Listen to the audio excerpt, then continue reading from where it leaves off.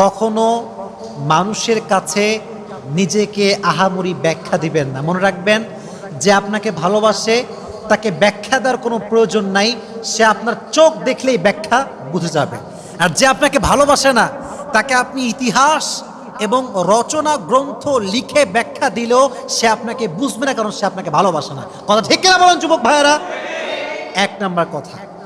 দুই নাম্বার কথা, যখন আপনাকে কেউ ছেড়ে চলে যাবে তাকে সুন্দরভাবে সালাম দিয়ে বিদায় দিবেন, আর বলবেন একটা কথা, তুমি যদি আমাকে পছন্দ না করো, তুমি যদি আমার সঙ্গে থাকতে না চাও, আমিও তোমার সঙ্গে থাকতে রাজি নই। এর কারণ, যে থাকতে চায় সে থাকার কারণ খুঁজে বের করে, আর যে যেতে চায় সে যাওয়ার জন্য হাজারটা কারণ খুঁজে বের করে।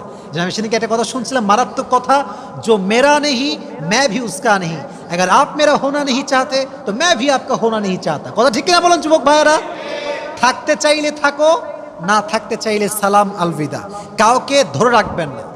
মনে রাখবেন, ব্যক্তিত্ববোধ যার আছে সে কখনো হাত ধরে কাউকে ধরে রাখে না, বরং সে বলে যে আমার, সে তো আমারই থাকবে, তাকে বোঝাবার কোনো প্রয়োজন হবে না। যুবক ভাইরা কথা বলেন ঠিক কিনা?